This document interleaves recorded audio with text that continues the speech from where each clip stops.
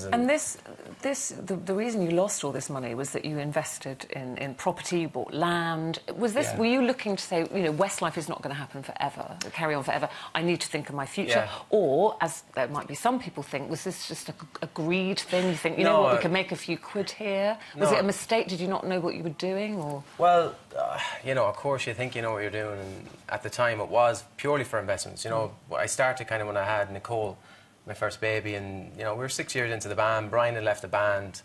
I was thinking, look, this could be over in a year or two. If another person leaves, it's definitely over. You know, I thought I need to invest. I had some money. Obviously, I'd made some money. Westlife were very lucky, and I invested in property in Ireland, in my hometown. And they always say that's the best investment, don't they? Yeah, That's well, at the time it was. given, At the time, it was an amazing thing to do. You know, it was kind of, I was staying away from stocks and shares, you know, because I didn't know anything about it. Didn't know anything about property either, obviously, but you know, you think you're doing the right thing and invest in your money, and that's what I did, and it was going good for a year or two, and then literally it just fell apart. And we had a lot of green fields, very expensive green fields that were left with no planning permission. We had planning permission, but it just took ages to get planning permission. So you can't build anything, then you can't sell anything, then you can't make the profit. The investment doesn't work. So I was stuck with a lot of.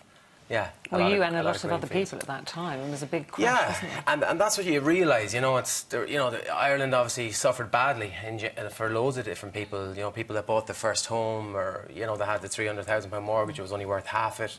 You know, so it's the same kind of pressure, whether it's 5,000 student loan or whether it's 10 million or whatever it is. It's the same pressure, same anxiety, the same fear that you have, and certain people, you know, you hear certain stories of people not talking about it, and it's dangerous because it tears families apart, you know. Of course. So what